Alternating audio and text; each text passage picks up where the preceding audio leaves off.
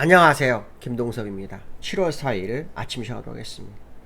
오늘 미국 시장은 상승 마감했죠. 다우가 0.7% 올랐고 나스닥이 1.2% 오르면서 계속 상승 추세를 유지하고 있는 그런 흐름을 보이고 있습니다. 어저께 베트남과 무역 협상 합의를 했다 하면서 시장을 끌어올린 상황인데요. 오늘은 지표가 시장을 이끌어줬다 이런 해석이 됩니다. 어저께 민간고용, ADP 민간고용이 안 좋게 나왔죠. 그 안 좋게 나오면서 시장에서는 비농업 부문의 지표를 기다리는 상황이 됐습니다. 이 비농업 부문은 오늘 일자리가 발표가 되는데요. 죄송합니다. 발음이 비농업 일자리가 발표되는데요. 14만 개 증가로 나옵니다. 시장 예상치를 오버했죠. 한 9만 9천 명에 대해서 오버를 했는데 실업률도 4.2%에서 4.1%로 똑 떨어지는 상황이 됐습니다. 어제 시장에서는 이런 얘기가 있었습니다. ADP 민간 고용이 안 좋았기 때문에 비농업 부문도 일자리가 늘어나지 못한다면 7월에 FMC가 말해 있거든요. 금리 인하 가능성이 높아진다. 조기 금리 인하를 할 수 있다. 이런 해석을 했는데 실업률이 낮아지고 비농업 일자리가 늘어나면서 금리 인하는 물 건너간 상황이 됐습니다. 시장 예상치는 25%에서 4%로 똑 떨어지는 상황이죠. 이걸 가지고 시장에서는 경기 침체가 없다, 뭐 스태그플레이션으로 가지 않는다, 이런 식으로 해석을 하면서 안도하는 랠리를 했던 그런 모습입니다. 근데 시장에서는 일부 전문가는 이런 해석을 하고 있습니다. 고용 호조는 과장되었다. 이 합계에서 7만 4천 개가 민간 부분이잖아요. 근데 이 민간 부분 이전에 13만 7천이었는데 그거보다도 반까지 줄었다는 거, 이게 중요하다. 그 다음에 실업률이 낮아진 것도 고용이 늘어서 낮아진 것이 아니라 채용과 상관없이 노동시장의 참여율이 낮아져서 생긴 일로 해석을 하는 모습이 있습니다. 결론적으로 말하면 침체가 오고 있는데 이게 과장된 거다, 이런 식으로 해석을 하는 그런 모습도 있다, 이렇게 보시면 될 것 같습니다. 어쨌든 지표가 엇갈리고 있는 상황인 거고, 그 지표가 정확하게 드러나려면 관세가 실질적으로 다 진행됐을 때가 진행되고 난 다음에 한 5, 6개월 정도 지나야 답이 나오지 않을까, 이런 해석을 해보는데요. 그런 가운데 어저께 베트남이 20% 관세 협의를 했죠. 스콧 벤센트가 이런 얘기를 합니다. 상호관세 최저치는 10%로 부과할 거다. 약 100여 개국이 최저치 10%가 부과될 것이다, 이렇게 얘기를 하고 있습니다. 제가 지난번에 영국과 협상할 때 영국이 10%를 인정했기 때문에 10%를 기본으로 깔고 할 거다, 뭐 그런 얘기를 했는데 베트남이 20%를 합의하면서 이제 10에서 20% 사이가 돼버리는 상황이 높습니다. 그리고 일본 같은 경우는 35% 얘기가 나오고 있죠. 근데 이렇게 되면 결국 그 환율이 올라가게 돼 있어요. 약세가 되게 돼 있어요. 왜냐하면 환율 약세로 내수 기업들을 살려주는 그 정책이 펴질 거고요. 또 내수 기업도 내수에서 그 기업을 살리기 위해서 애국 소비도 일어날 확률이 굉장히 높습니다. 이렇게 되면은 오히려 지금은 트럼프가 힘에 의해서 관세 정책을 성공적으로 이끌어가는 느낌은 보였지만 나중에 미국으로서는 코너에 몰릴 수 있는 그런 상황이 연출될 수 있다, 이런 해석도 해볼 수 있고요. 그 다음에 미국 시장에서 어제 중요하게 봤던 것 중에 하나가 뭐냐면 트럼프 감세안입니다. 트럼프 감세안이 상원에서 가까스로 통과했는데 하원에서는 4표 차이로 통과가 됐습니다. 218대 214로 통과가 되는데요.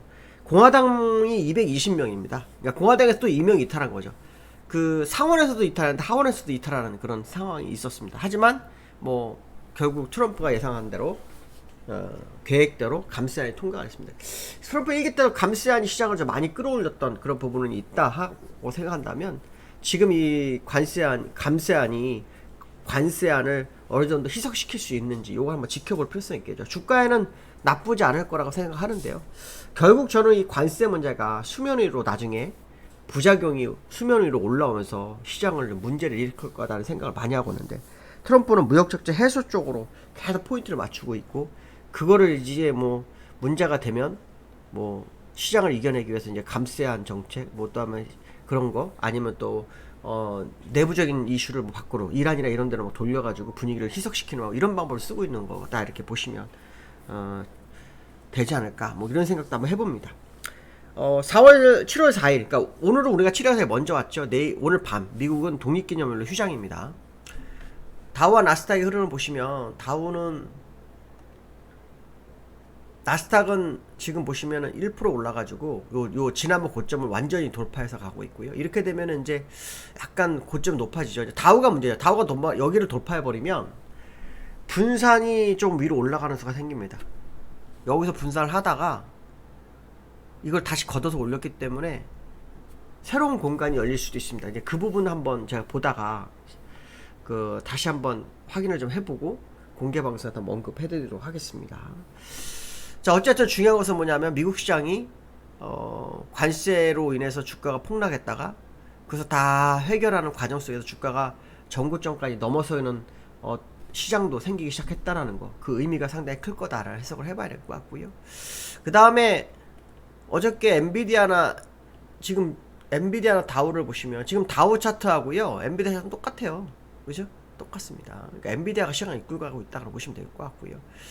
테슬라가 지금 못 따라가고 있는데 일단 테슬라가 올라오는지도 되게 중요합니다. 왜냐하면 나스닥에서 테슬라가 올라오면 테슬라 관련주들이 다 같이 오르기 때문에 시장의 영향성이 상당히 크다, 이런 해석도 되죠. 그래서 이제 그런 부분도 확인해봐야 필요성이 있겠다, 이렇게 보시면 될 것 같고, 어저께 국내장은 삼성전자가 이끌어줬죠.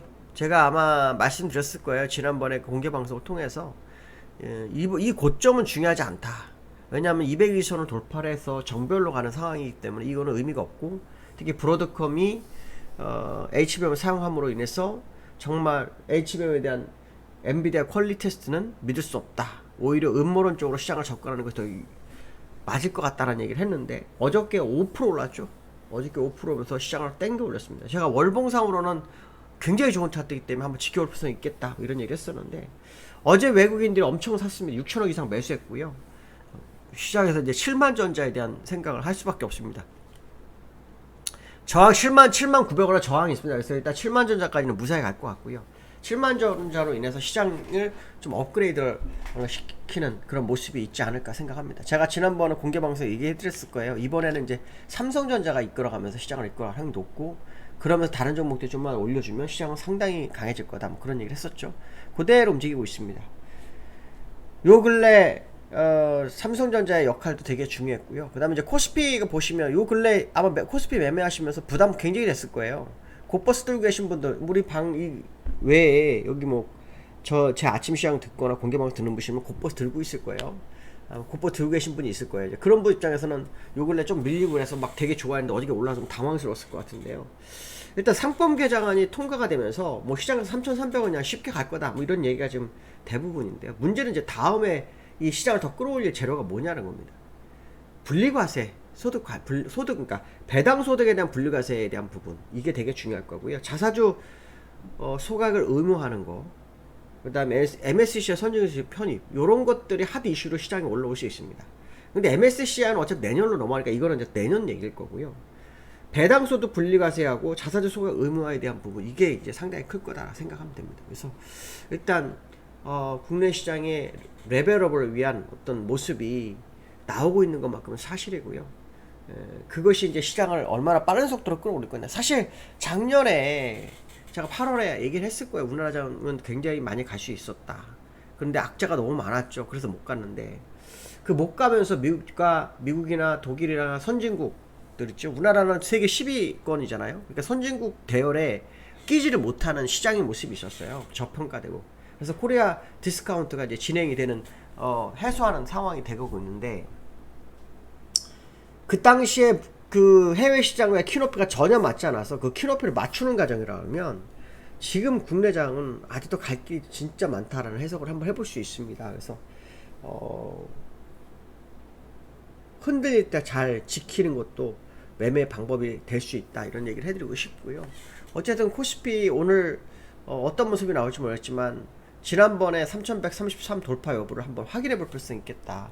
왜냐면은 그때 윗꼬리가 생겼었기 때문에 그 윗꼬리를 메워주는 캔들이 어저께 일부 나왔단 말이죠. 그러면은 시장 상승을 생각할 수 있는 공간이 생기죠. 그래서 그 부분이 오늘 얼마나 영향을 주니, 특히 어저께 외국인과 기관들의 매수가 상당히 중요했죠. 어저께 수급을 보시면 외국인과 기관 동시에 한 6천억씩 샀습니다. 이제 기관은 원래 매도를 하지 말아야 할 때 매도를 했다고 제가 얘기했잖아요. 그래서 그 물량을 들어온 거니까 당연하다고 생각하는데, 외국인도 매도를 많이 했어요. 기관 때문에. 이제 그 부분을 계속 회수하는 과정이 연출되느냐, 거기에 따라서 시장의 높이가 높아지냐 안 높아지냐 이걸 결정할 수 있습니다. 그래서 이런 부분들 확인하면서 시장을 좀 보시면 큰 문제는 없지 않을까 이렇게 생각이 듭니다. 오늘 여기까지 하겠습니다. 감사합니다.